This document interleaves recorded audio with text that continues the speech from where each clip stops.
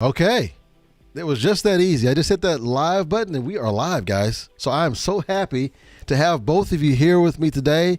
Those who are just jumping in, you have reached Growth Monday live with Rollis, and I've got a great couple of guests with us today. We're going to talk about how to market and grow your network into a certain niche. And I've got two great minds to talk about this subject. Very happy to have both of them on the show today. So first of all, at the very top, we have Miss Kirsten Granados. Welcome to the show. Thank you for having me. It is an absolute honor to be here with you, both rock stars. Thank you. Oh, wow. I feel honored to be with you. I mean, and then also you, Jonathan Palmer. You know, this is not your first time. As I say in Texas, it's not your first rodeo. You've been here many times, but I'm so glad to have you back, my man. Yeah, no, it's always a pleasure hanging out with Rollis for an hour or so. So yeah, really happy to be here too. Absolutely. And I think I was just noticing as we were getting ready here, there's quite a big crowd that's actually starting to walk in and get ready to watch the show today. So as they're coming in, let us know what city, what state you're signing in from. Let us know what you'd like to talk about. We want to also keep you engaged in the conversation as well. I am looking at the comments. I will be reading as much of the comments as possible. And again, we're going to be talking about how to grow your network in your particular niche. Now, I want to know a little bit about your journey. Kirsten, you've kind of taken the same course I have, and I see you progressing extremely well. And you've been mentored by a common person here. We happen to have on the same panel. So how has your journey been so far? It has been fantastic. It has been definitely, I would say, an unexpected personal growth journey. I mean, what I thought was only just marketing, taught me a lot about myself too. Capacity, potential, expression, confidence. It has been an incredible heck of a journey so far. That's awesome. Okay, and then Jonathan, you've always got great stuff to share. And by the way, I am really appreciative of the fact that you came on today. You're battling through it. You're battling through some tough stuff right now, but you're still here. So thank you. Of course, yeah, no, just battling illness, which I think a lot of us can relate to over the course of the last year. So, yeah, just trying to get through it. So, but doesn't matter what the case is, rain or shine. I could be in bed, for the last 4 days. I'm going to hop out of it because Rollis brings the positivity, the light, and so does Kirsten. So, I wouldn't miss this for anything in the world. Absolutely. I love that. And in fact, you just remind me of something. I was working on this before the show here, and this is what I was working on here on this. It's little house rules there, be kind, be positive, welcome others, answer questions, offer feedback, all that good stuff. And then for anyone who's new, just coming on for the first time, this is also part of our house rules as well. So anyway, I'm glad you're here. You guys are awesome. And this is how I felt when I knew that Jonathan was coming right here. I felt like that. I was just joyful and clapping, feeling great. Good now, Rollis, I do have a question though. Sure. You said no polarizing topics. But I feel so conflicted. I feel like this is a part of the DNA of some of your shows is polarizing topics. Every time you hit me with what would you rather? Okay, that's true. I feel like there is so much polarity in the room. So are you sure? Right. Okay. Are you sure that should really be in the house? You're absolutely right. I probably need to rephrase that. So we'll have to talk about that later. I like that. So yeah. So as long as we stay safe for work on our polarizing topics, I think I'm good with that. All right. In fact, you just reminded me. With you. Yeah, no, that's good. You just reminded me of something. I want to do this. Speaking of polarizing topics, would you rather find out that one of your children is a genius and the other one is not so much, or would you rather have two average intelligence children? What would you say, Jonathan? Who's that going to first? Kirsten? I'm gonna go with Jonathan first. You take the lead. Oh, me first? Okay. Yeah. Man, that's tough. I don't know. I think I have brothers, so I think it's just like our competitive nature. I think the key to it is don't tell which child is the genius. Ooh. Just say, hey, listen, one of you is a genius and the other one of you is average. I'm not going to tell you which one it is, and then let them duel it out. And I think that it'll motivate both of them to bring out their best. So I'd go with that. I like that. Okay. Kirsten, what do you say? What would you take? First thing I thought of in terms of like his own mom, how he how she changed in terms of his teacher's feedback. So he wouldn't receive that negative feedback. And we think about it, instead of she letting him know the real thoughts of his teacher, she changed the letters actually, and that influenced in terms of his confidence and how brilliant he was. I love that. That's awesome. So I missed the first part of that. That was a particular story you were thinking of? Yes, how his mother, eventually he was told when he went to school about how he had certain like mental retardation issues, or he was just behind, and how she changed the feedback that his teacher gave him. That's and awesome. that strongly influenced his confidence as a child as well. And when you said his, who's the his? Who are we referring to?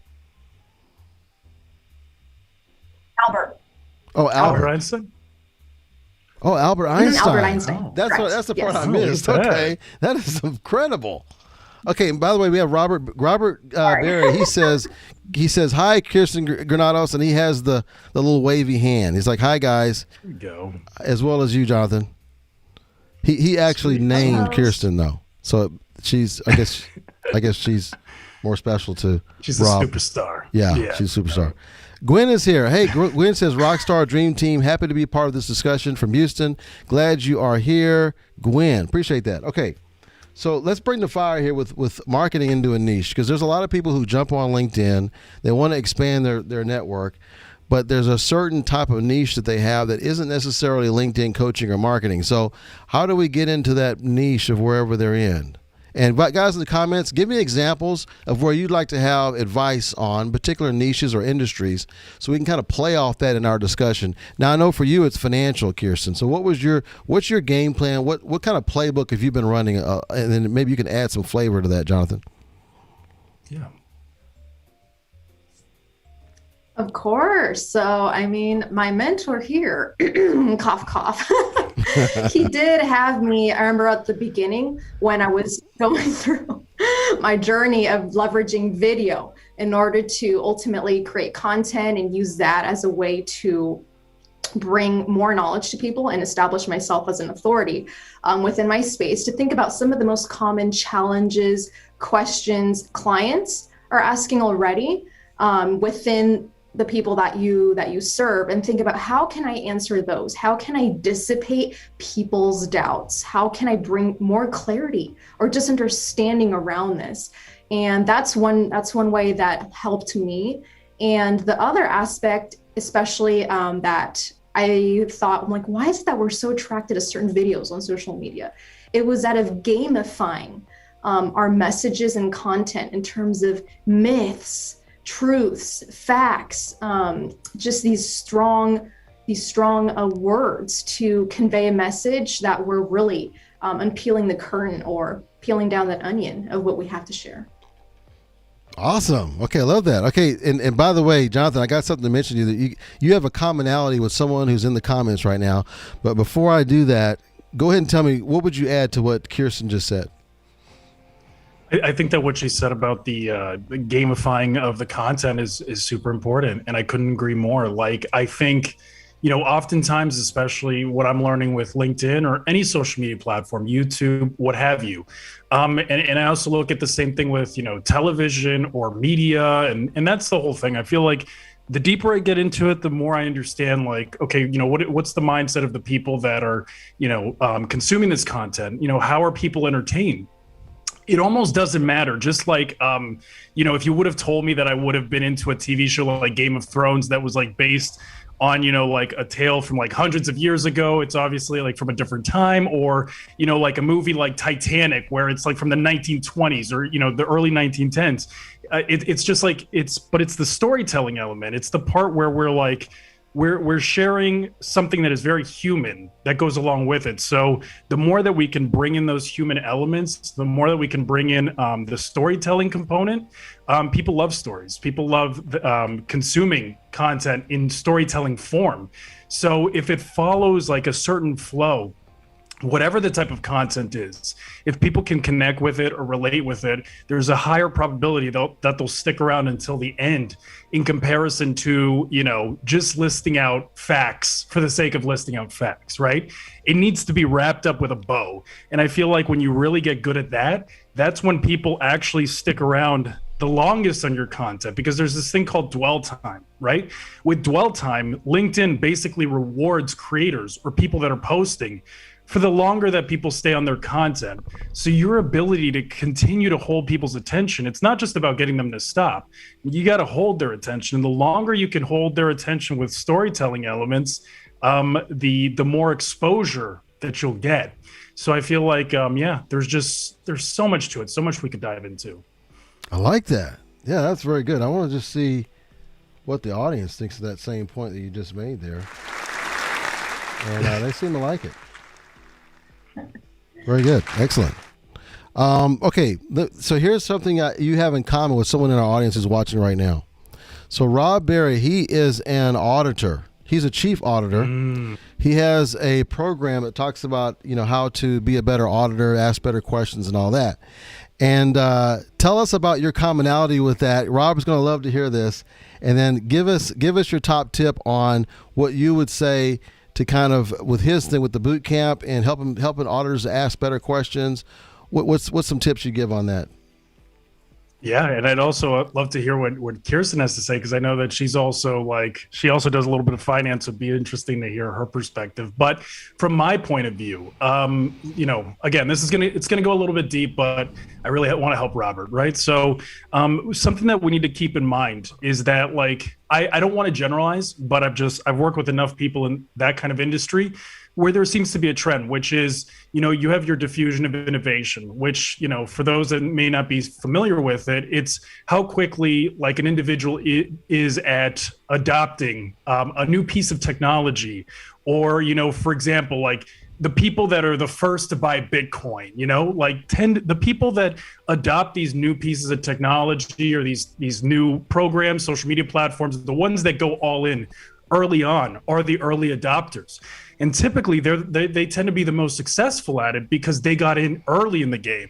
Trying to make it on LinkedIn today, is significantly more challenging than trying to make a big, impact 2 years ago, right? But what's the difference? Why do some people commit to it? And why are other people more skeptical? It's the diffusion of innovation, right?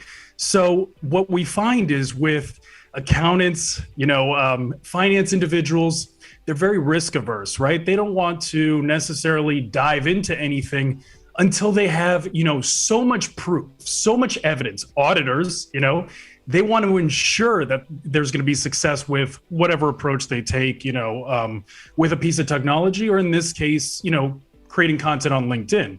So I did find it challenging to try to get a buy-in from auditors and all of these people, because they just weren't certain of it yet. They're the first ones that are going to say LinkedIn, LinkedIn is getting weird. It's changing. I don't know if I really like the direction of this new LinkedIn. It's too much like regular social media.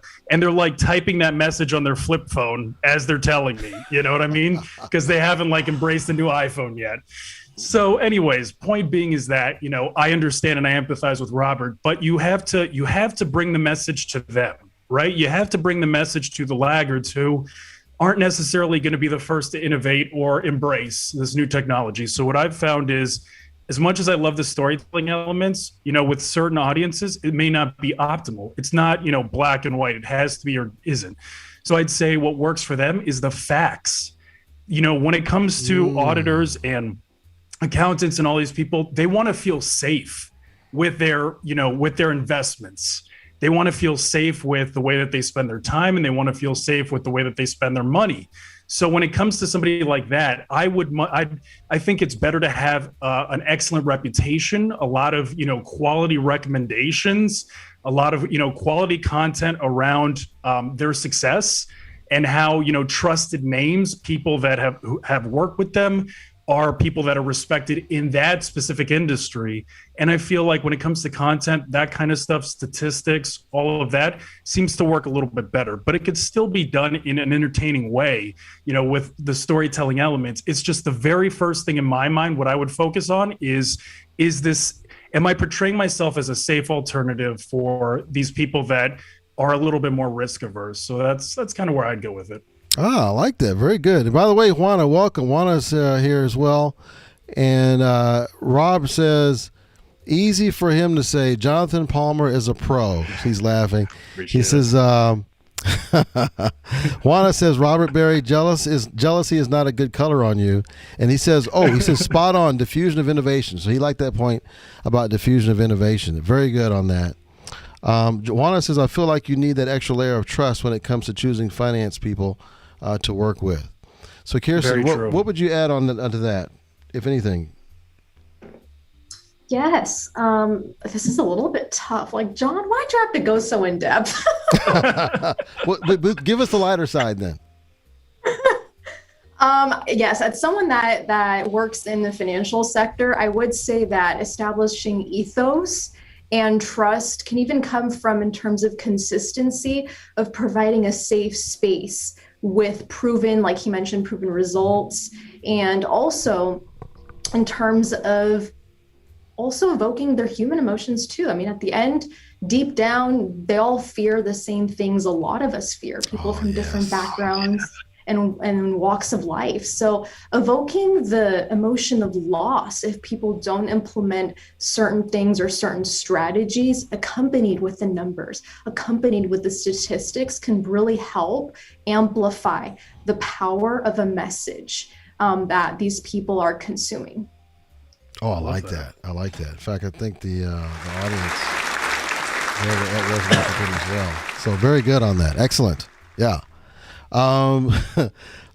Kirsten, you said, great to see you. And then Robert says, Juana, I prefer to call it admiration. Okay, so he calls it admiration. Okay, very good. Now, I have a question for everybody who's watching. So those in the comments as well as you guys here. What would you tell me is your favorite waste of time? What's your favorite waste of time? Kirsten, you want to go first? Bingo, I will. So I will say it's actually when I creating the separation between like when I usually do my time blocking and making sure I don't transition from the messenger to the feed, because otherwise the notifications, we're human at the end of the day. So if I'm not disciplined in terms of replying back messages and doing what I have to do actually in terms of transitioning the relationship building off the comment section, I can get distracted by my notifications and my feed. I will be honest with you. So that is one thing that has happened to me before. Got it. What about you, Jonathan? Biggest waste of time. I feel like it's almost like my biggest waste of time right now is like trying to plan out or like trying to convince myself that I'm going to do something later. Like I can't tell you how many times I create like calendar invites for myself, or I set alarms for myself, basically saying like, okay, I'm going to do X, Y, and Z task at this time.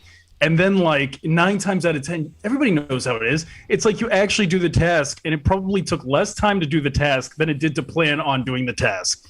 So I think that if I was like, if I just did things as they came in, instead of trying to like plan to do them in the future, I'd get a lot more work done and I get it done a lot faster. So yeah, like stop sending memos to yourself. Just do the work. Just get it done. That's a good point. That's a really good point. Welcome, Yamini, and welcome, Majida. Welcome to the show. Appreciate you guys being here. Rob says his favorite waste of time right now is Pet Rescue Saga. You guys watch that? What about you, Rollis? My favorite. What's your time hog? And I don't. You know what? We say it's a waste. I'm not sure if it's a waste. It actually lets me kind of unwind a little bit. But I've been watching a lot of Columbo lately. You guys ever watch Columbo? I've heard of the original, but is this like a remake or something? This is the original one, man. It's original. If you have the Peacock app, you can see all the old episodes from the very beginning all the way through. And that show ran for like 20 years. It was a long running show. But man, the guy is so good, man. He's so good. Oh my gosh. You guys have to see that. You have to see it. Because what he does, he presents himself as if he doesn't really know much, right? He's just kind of disheveled. He's got this old clunky car. He always comes on the scene and he kind of surprises them. They're just not expecting him to be a detective. And as they're talking to him, he asks some questions and he kind of gets them to feel comfortable. And a lot of times he's talking to the murderer. He's talking to the person who did it. He has to somehow prove that that person did it. He already knows they did it. But he doesn't let them know that up front. He always just kind of asks some questions and, oh, yeah, that's interesting. Or, I just did, well, I need one more thing for my report. Can you help me out? So anyway, long story. I love Columbo right now. All right, so I'll stop talking about that. And I got to ask you, Rollis, so like around what age were you when you first saw Columbo, more or less? Oh, man, I was young. I was too young to even understand it, and I didn't even like it back then. It wasn't until I became an adult that I was able to appreciate the show. Because it came out like around 1970 or something like that. I was born in 71. Okay. So by the time I'm catching it, it's like 10 years in. I'm pretty young. It wasn't that interesting to me at that age. But, man, I tell you, I like it now for sure. Now, what about The Crown? The reason why I brought it up is because, like, I feel, especially on a platform like LinkedIn, I feel like nostalgia. These older properties, these older brands, it's such a powerful tool for getting people's attention and for, going back to what we were saying about like connecting with people, right?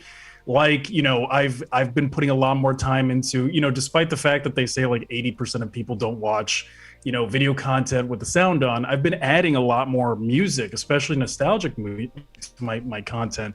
And I feel like, on a subconscious level, it does get people's attention. When you hear like, the Lion King theme song or Star Wars or something like that, and it's kind of subtly playing in the background. Like I do feel like things like that do make a difference because people connect with these things. They connect with these properties.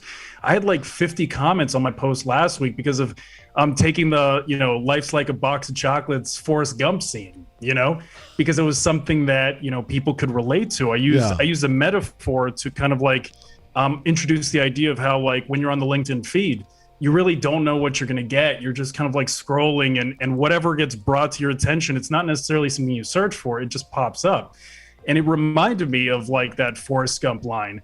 So I feel like implementing little things like that can be so powerful in not only, from a metaphorical standpoint, helping, explain a point in a way that people can understand it, but also when you can connect it to a property that people feel something for. You don't have to tell people your personal story. You don't have to get super personal. Because that's the misconception. Oh, well, I have to talk about myself. I have to be vulnerable. You don't have to be vulnerable. If somebody sees a piece of Forrest Gump and it's something that you love too, and it was something that I loved, now we can share something together. And I didn't have to tell you about all of these crazy things that are going on in my life, but we shared a moment together, So I feel like that's a great way for some of us that are less about sharing every detail of our lives, still a way to bring people in. So I think it works. I like that. See, you got me feeling like this right here. So thank you for that. Appreciate that, man. I love that. Yeah, that was good. That was good right there. Okay, I got quite a few comments coming in. Ahmed, he says, big fan of you guys. Juana says, that was a great touch, Jonathan. Forrest Gump, she liked that. Rosina, she said she used to watch Columbo. Awesome. Used to love Columbo. Great. So you're right. I should probably do something about Columbo in one of my posts. Majida says Columbo probably spelled it wrong. Sorry, but I watched watched with my sisters as a kid with my dad. I'm telling you guys, I learned so much in just human interactions, how he handled people. I get lessons from that when I'm watching it.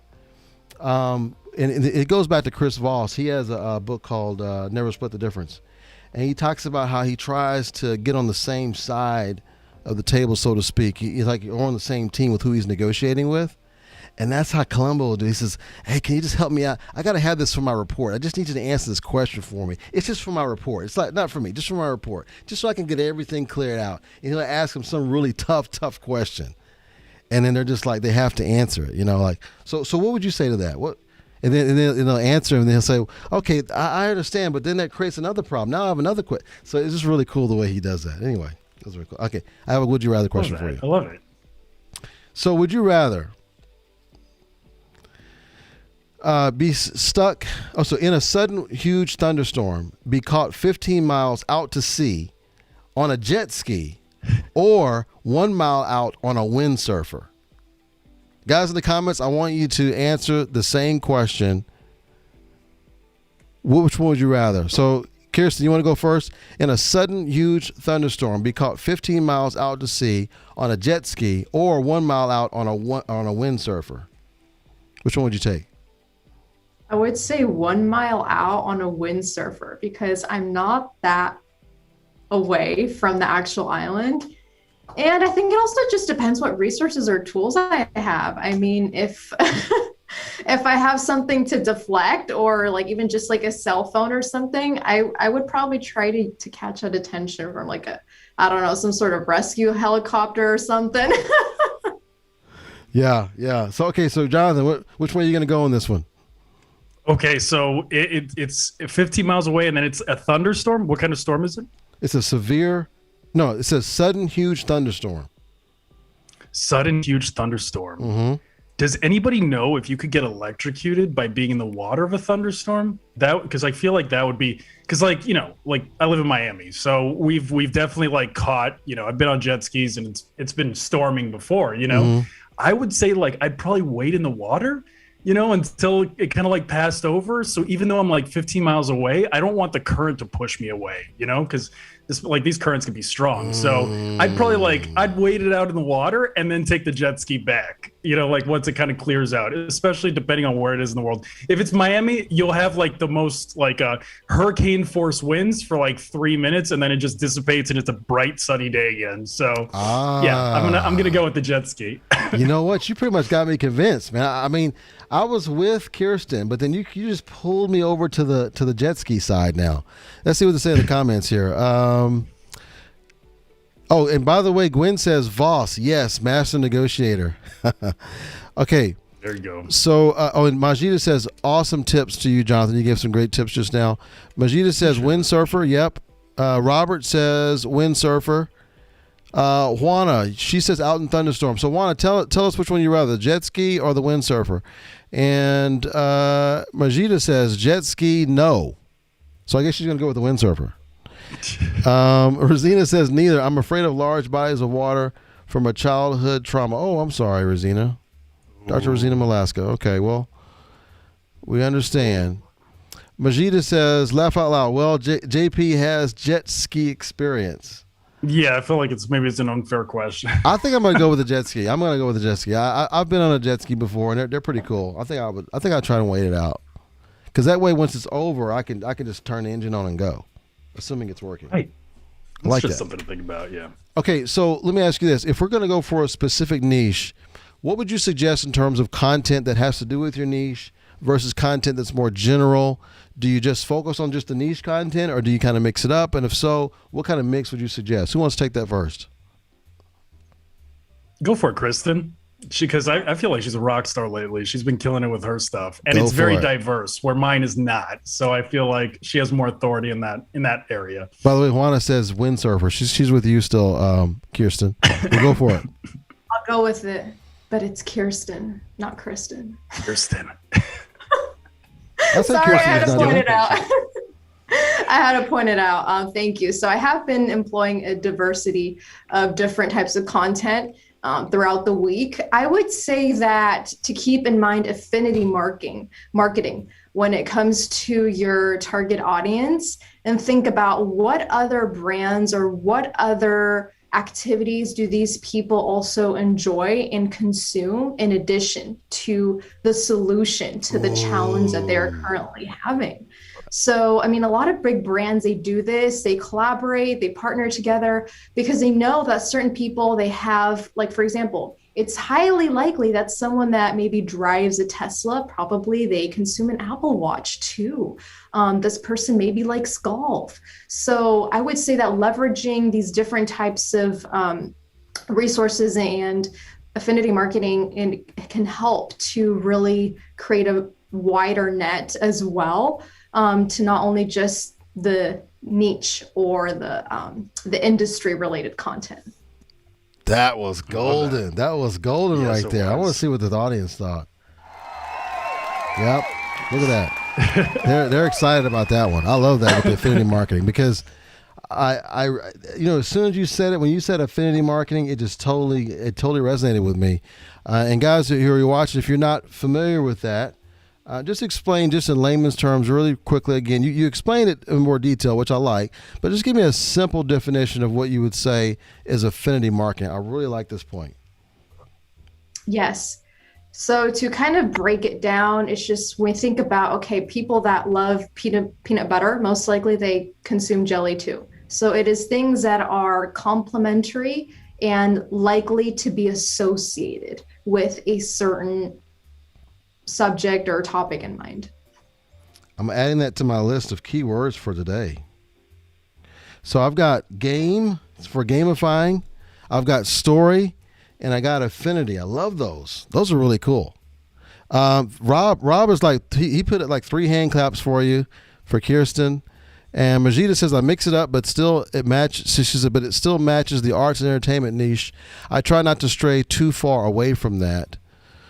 Okay, good point. So give us what you've seen, because you coach a lot of people, Jonathan. So give me some ideas of what you're seeing. What's that mix typically been between directly what they're doing and then mixing it with maybe either affinity marketing or something that's even more general?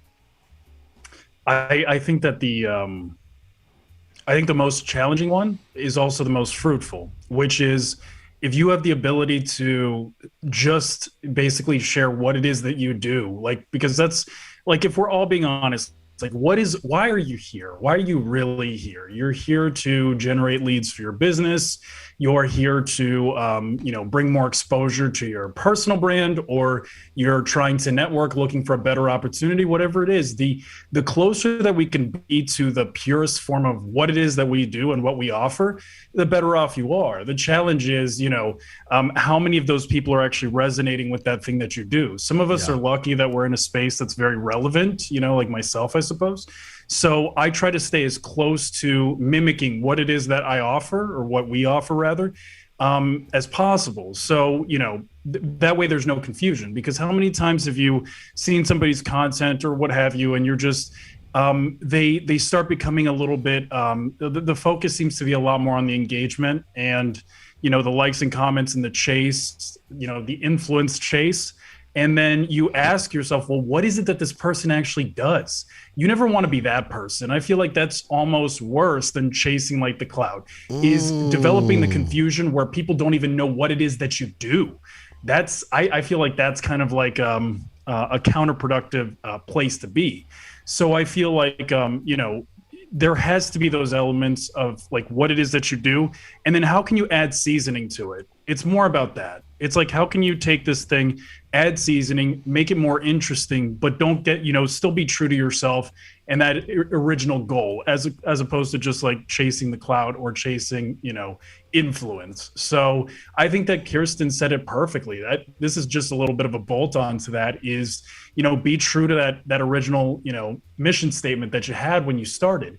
And the closer that you can be to aligning with that through your messaging, the more people can feel like, okay, this is what this person's about. I almost look at it like McDonald's. I know I've said it in the past quite a few times, but when you go to McDonald's at home or in China or in Thailand or in Canada, anywhere in the world, when you walk into those, like the Golden Arches, you know what it's going to look like, it's going to smell like, it's going to taste like.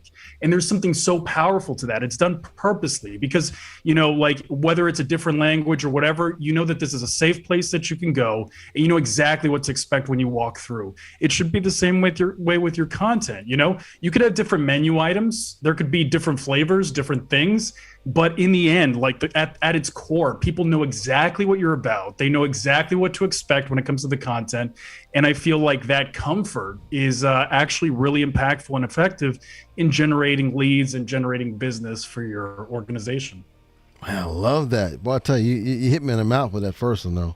Because when you said how you could be posting something and they're not sure what you do, I was doing that last year, for sure. It's tough. It's tough, though. It's tough. Yeah. Because you want to appeal to more people to grow your network, but sometimes it comes at the expense of people not knowing what you're actually here for. So that was. I think it comes down to a confidence thing, though, right? Yeah. I think that at least for me, it was a confidence thing. The more that you own it, because I think a lot of us kind of like shoot ourselves in the foot because what do we say? Oh, well, what I do is boring. Oh, well, people aren't going to understand it.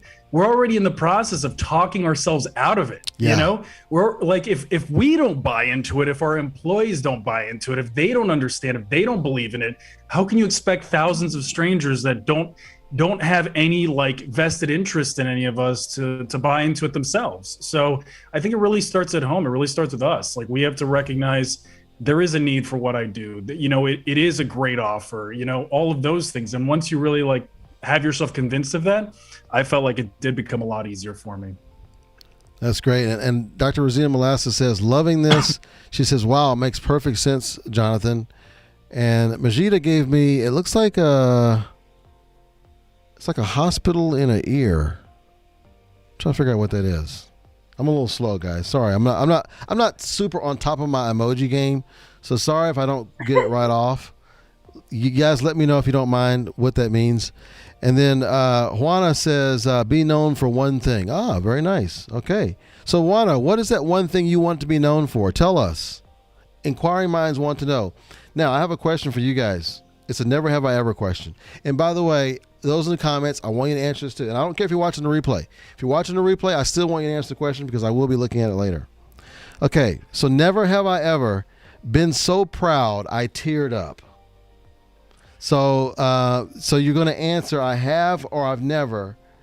Let's go with you, Jonathan, first. And then what I want you to do, guys, in the comments, I want you to guess. Has she ever been so proud that she teared up? What do you think? Let me know in the comments. So, Jonathan, tell me, what's the deal with you? Have you or have you never? Oh, man. Like, from being proud? Yeah. I don't think so. I think like my personality type, it's just like I'm all like restless. I remember like my ultimate dream was like to be on WWE Monday Night Raw, which like was the wrestling organization that I've been dreaming about being a part of since I was like a little kid, and then it kind of happened quickly.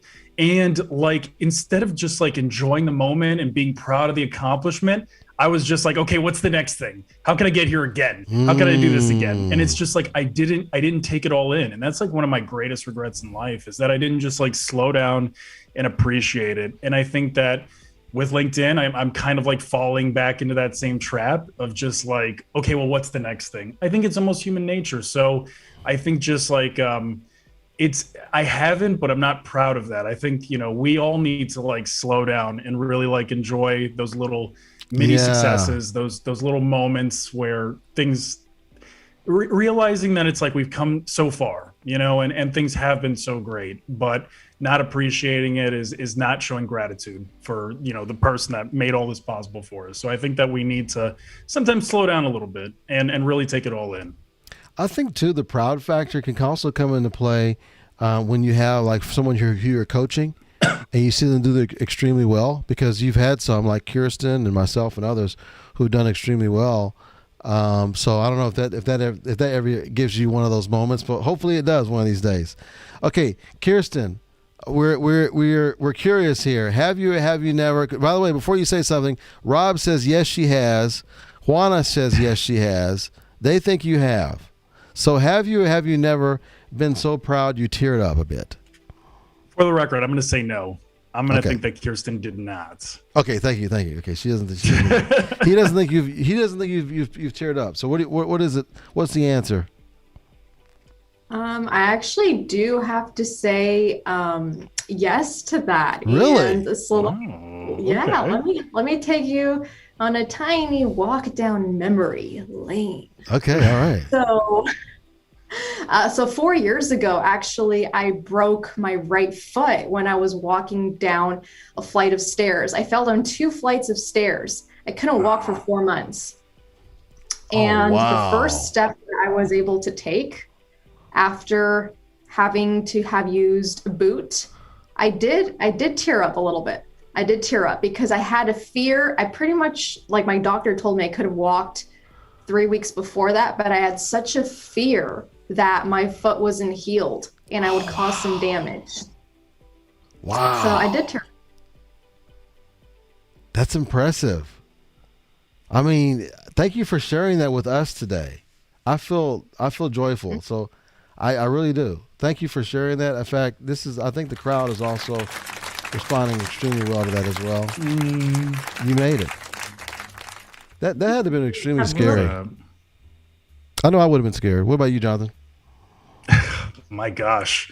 I can't even imagine. Yeah, like just the thought of like injuries like that. Like God bless, I haven't really had any injuries yet, but that's gotta like the fear of like taking that first step. That's powerful. I'll tell you how fearful I am of that. I used to have these dreams where, like, well, you're getting close to the time you're about to wake up. It doesn't happen to me anymore, but it'd be time when you're about to wake up, and like when you wake up, but your legs haven't woken up yet, and I couldn't move my legs, and I'm just sitting there just trying to do this as much as I could, like her wake up so I could move my legs, because I'm so scared that I might not be able to move my legs one day. That's how scared I am of not being able to walk. So that's why it resonated with me when you said that. That was awesome. And so you were so joyful when it happened, you had to tear up, which I get that. Rosina says, she said, when I graduated the doctoral degree with a 4.0, wow, 4.0 GPA, never thought I could do it. Rob says, ding, ding, ding, ding. Tell us what you're ding, ding, dinging about. Tell us about that. Majida says, oh no. And then Juana says, ouch. So that must have been when you were telling the story about falling down the stairs. Man, see, you just never know what folks are going through. You just never know. Very true. Same way with Jonathan, myself. You just never know. That's why we always want to do the kind thing, man. Just be kind, because you just never know what that person is going through. Okay, Rob says, what was John's WWE wrestler name? We have to know That's so this. funny. So I remember I got backstage, and there was like they had like all my like clothes picked out and everything for like my wrestling gear. And right, like there was a like big piece of duct tape like right over the shirt, and it said Torch Boy. I mean, I was like 18 years old. I was like a little kid, it felt like, in the moment. And I was just like, Torch Boy. Like I started getting like this panic attack. I was like, why can't I be like why can't I have a cool name like The Undertaker, or like, whatever some of these characters were called, like something cool. And they were like, I'm going to be Torch Boy. I'm going to be like 50 years old and like have like losing my hair, and I'm still going to be Torch Boy, Like I'd created like 50 years worth of like wrestling history in my head, like going through what my life is going to be like.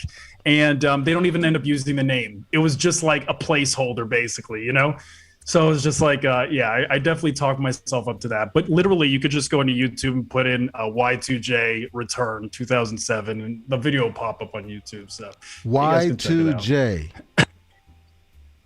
Very cool. So we're going to have to look that up. Y2J. Jonathan or Joanne, please put that in so I don't forget to look that up. Y2J. He was a legend with Chris Jericho. That was amazing. In fact, Joanne, if you could find the clip, you could pop it in here in the comments. That would be awesome. Rob says Kirsten Granados tearing up. That was a ding ding ding for him. Okay. And Mark Bidcover, welcome. He says Torch Boy. Oh, yeah. Those nicknames, man.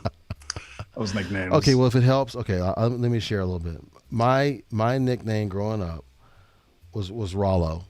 They called me Rollo. Rollo. And then they used to pick on me when there was a commercial back then where you can roll a Rolo to your friend. It's the little Rolos. So they called me Rolo. Those are my two. Sometimes they would call, so Rollo and Rolo, those are the two most famous ones that I was called. So anyway, since you put yours out there, I'm going to put mine out there too. They can pick on me as well. Kirsten, you got one? You got a nickname when you're growing up? Or someone gave you sometime in your life? Besides nobody being able to pronounce your last name? Not really. I mean, I would be called like maybe sometimes Crystal instead of Kirsten a lot because of my intuition when I was younger. I mean, I have it's scary sometimes for being able to like understand things about people. So I would get called Crystal sometimes. Say your full name for me. I can totally see that. My full name? Yes. Oh, it's Kirsten Granados. When I was referring about intuition, John knows what I mean more about that. Yeah, so. yeah. I just want to make sure. She's very intuitive. I just want to make sure I was saying it correctly. Okay, so and actually, she's looking it up. She says one of the nicknames WWE AEW wrestler Chris Jericho. Yeah, that's correct. Yeah, so it was because Chris Jericho was the guy that I was working with. at the time. And yeah, like he was returning, and then I just happened like, quick story. He was actually like my childhood hero. Like he had retired for like 5 years or something like that, a bunch of years, and just like by surprise, serendipity, and that's how I know there is a God, because it was just like 1 in a billion chance. Like, how crazy is this? To like, Wow. literally, I'm like backstage. They don't tell me what I'm gonna do. They don't tell me what it's all about, and I didn't even know. Like, my childhood heroes just like pats me on the back, and he's just like, "Hey, brother, I guess I'm working with you tonight." You know, and it was my childhood hero that had been retired for all these years. This was the first night that he came back. Wow. And I was able to do this whole thing with him. So yeah, it was just like the most beautiful moment. That's when I really realized, like, I ain't writing my story. You know, Yeah. somebody else is writing the story for me. And I just got to, do the right things, keep myself healthy, and everything will work out, because it was just a 1 in a billion chance. Wow, very, very, very interesting. Okay, Majida says no one pronounces my name correctly either. Laugh out loud, but I'm used to it though. That's one thing I had issues when I was growing up. I used to get a little upset when people couldn't say my name right, because I wanted them to say my name Right. correctly. But as I got older, I was like, you know what? I'm just glad they're calling me. That means I'm alive. There you go. But Majida, tell us That's how it phonetically. works. How do you pronounce your name phonetically? If you don't mind, put it in the comments, because I want to make sure I'm saying your name correctly. Rob says yes. Chris Jericho is awesome. Mark Duffy says you would kick the Undertaker's butt, Jonathan. I don't know. He's pretty big. He's a pretty big guy. We're talking 6'10", 360 pounds. This is a big boy. And by the way, Mark must have found the YouTube link, so he's got the YouTube link in the comments nice. for There our you viewing go. pleasure later. Okay, now I've got a question for you.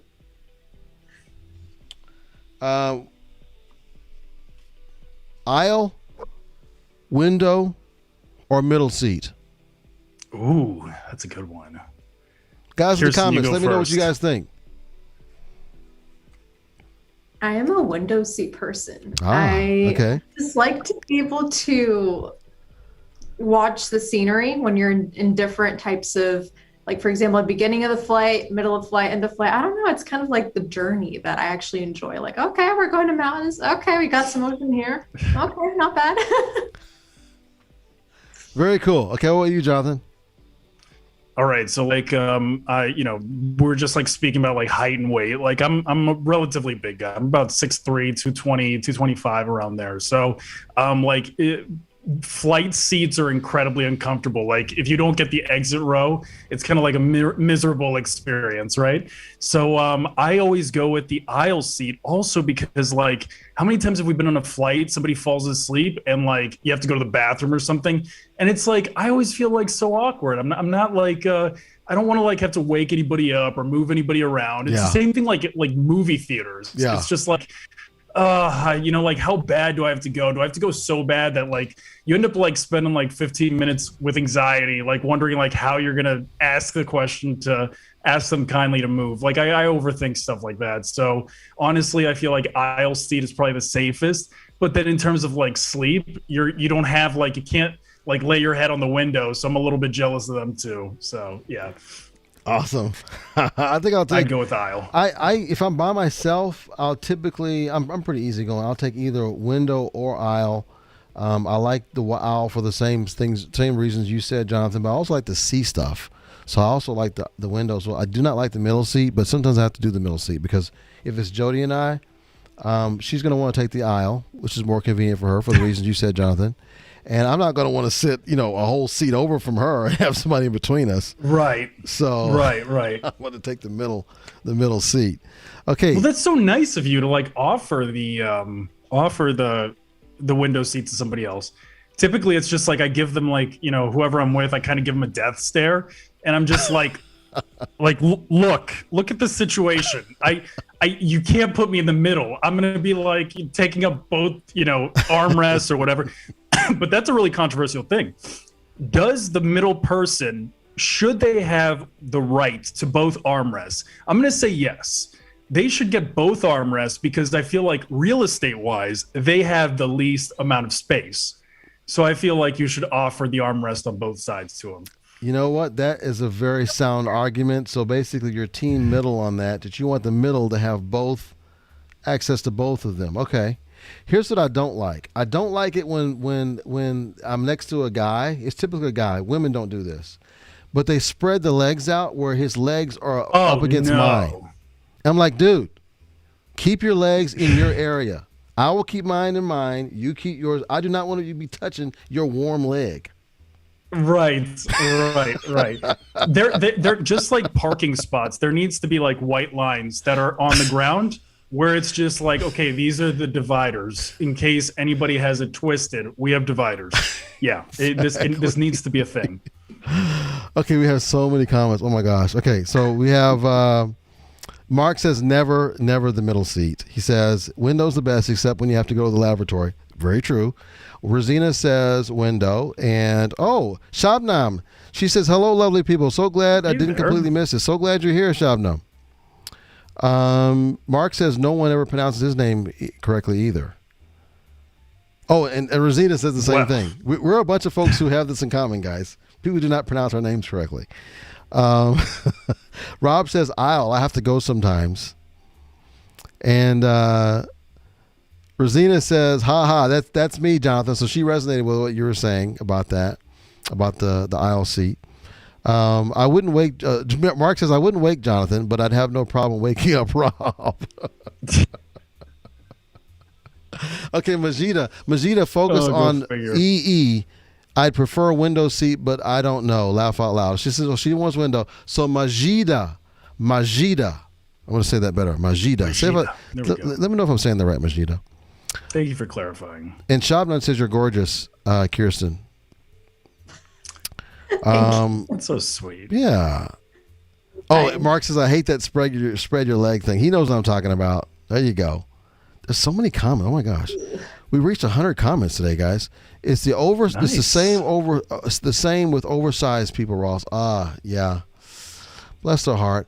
I wish they would give them they should have like an airline ticket where you give these folks a little more room if they're a little bit bigger framed. Give them a little bit bigger seat. Or it could just be like super tall. Like it's just not. Or tall, it's built for it seems like for a very specific size. Yeah. There should be a certain, size, type of seat for them where they can kind of spread out a little. Because I hate to see them be all scrunched up too. Juana says window as well. And Mary's laugh out loud. So Mary Davis came in, Kirsten. I remember her in the comments earlier today. Awesome. Mary, good to see you. Bring the file. Now I will say, like on the topic, like I think I'd rather drive, like if something's within reasonable distance, like let's say it's the difference between a like 1 hour flight or a 3 hour drive. I think I'd rather just drive the 3 hours, like having the, just like having the versatility of just like, planning it out, sightseeing, all that stuff. I think I'd rather just like drive than even like your bags. There's no chance of losing stuff. It's true. Yeah. I like the control you have. I think my limit is it's between 4 and 5 hours. That's my area where I have to kind of think about it. But anything over 5 hours, bar none, I'm going to fly. Less than 5 hours, it's a good chance I might drive. Majida says, I love being able to look at the view while traveling, thus the window seat. Okay, Kirsten, give me your best tip you'd like to share that has worked extremely well for you. Maybe it surprised you on some post you did. And maybe it didn't even have to do with your industry. Maybe it was one of your affinity pieces. What was a great piece of content that really resonated with your audience that got the DMs going? I mean, they basically possibly gave you a lead. Or went viral, either one. Sure. I mean, I wouldn't say it was necessarily like one piece of content, but I would say that being personable in the copy above, and asking the right questions, and also just illustrating what is the effect of what happens when people do something or they don't do something, or even just going along the lines of storytelling, illustrating what the villain is in terms of our own, industry or niche. Because I think a lot of people, if they don't understand, like, who's the bully? You're this bright kid working hard, hustling hard at school, but who's the bully that's removing this possibility of growth out of your way. So I think identifying that, using questions, and being personable too as well. So sometimes if you can be a little bit lighthearted and just interlace that definitely is beneficial as well. Oh, I like that. That's like a that. very, very That's really profound. good. It's really good. I like that one. Good, Jonathan. What do you have? Yeah, like I think could you re-ask the question one more time? So for you, I wanna... you have a little bit wider purview because not only you have the things that you've posted, but then also the people who you coach. So with that being said, just kind of wrapping around, what we're talking about, which is kind of more niche specific, and you are in a niche, which is LinkedIn marketing. What type of content would you say has resonated more with your audience, especially one that may have surprised you? In a good way. Surprise me. Like I feel like that's one of the biggest challenges of when your content performs so consistent is it's very hard to tell like what it is that people actually liked or resonated with. Granted, there's plenty of comments to kind of like get a little bit more detail, but I think more than anything else, it's the consistency of it.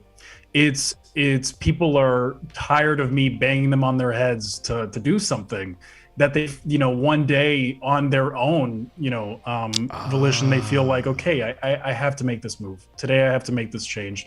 So I don't think it's not necessarily one post in specific. I think it's the consistency of it. And I think that's what it comes down to. It's almost like how many times have like you dated somebody or, you've been in a relationship. It's like one day you just realize you're in love with them. It just kind of like happens. It wasn't necessarily a single moment. It wasn't a single thing, one task or, like they brought you flowers this one day. It was just something that like slowly builds over time. And then you recognize, I love this person. And I think that in a similar way, we start to resonate with that audience and they realize they love whatever it is that we're offering and they feel like they need it. So I'd say consistency is king over everything else. And then, you can have those bangers, those really good pieces of content in between that they may remember and recall and say, this is the one that did it for me. But overall, I think that it's a cumulative effort. Man, that was awesome too, man. You brought the fire as well. Y'all both brought the fire today. In fact, let me just check with the audience here. And yeah, look at that. I mean, the crowd just absolutely loves it. Look at that. They're very impressed. And so am I. Very good. Lots of great comments here, guys. If you're watching the replay, please put in your comments, and those who are live, what resonated with you today? What actionable piece of advice are you going to actually put into play, or what things you just appreciated hearing? What did you feel like you needed to hear that you heard today? I'd love to hear that. I know Kirsten and Jonathan would love to hear that. Thank you for being with us today. Any final quick words you want to give to the folks here, Kirsten and Jonathan? Go for it, Kirsten. Take it away, John. If you want to take it away, I mean, you are just dropping wisdom. So dropping bombs. Hey, look, both of you guys. Look, Margita just said it. Both are dropping gems today. You guys were both awesome today. Absolutely. I got to tell you that. Y'all were both great. So, Kirsten, drop a quick one on me, and then Jonathan, you drop a quick one. Okay. I would say to not overthink things, because overall your future self will look back and be proud of that one bold action that you did today. So whatever outside your comfort zone, don't overthink it and just go for it. That was awesome. Go for it, Jonathan. Yeah, I'd say like with anything that I've done, the most powerful tool that I've used is visualize where it is that you want to be and then just work backwards.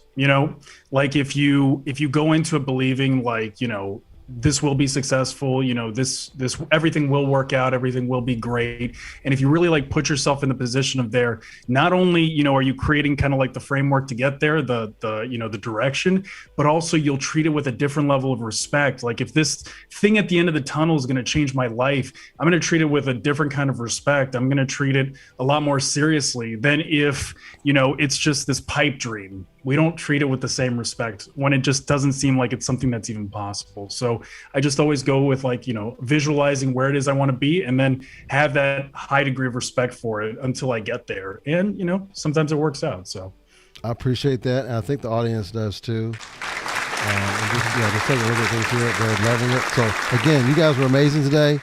Really appreciate both of you. We got lots of clips out of this too. This is lots of gold clips here. Awesome. This is amazing. So let's say bye, everyone. Bye, everyone. Thank you for all your amazing comments. We're going to read all those comments, and I'm going to answer those later. But thank y'all for being on. Okay, so Jonathan's going to let us know when it's time to cut off. Go ahead, Jonathan. Let us know.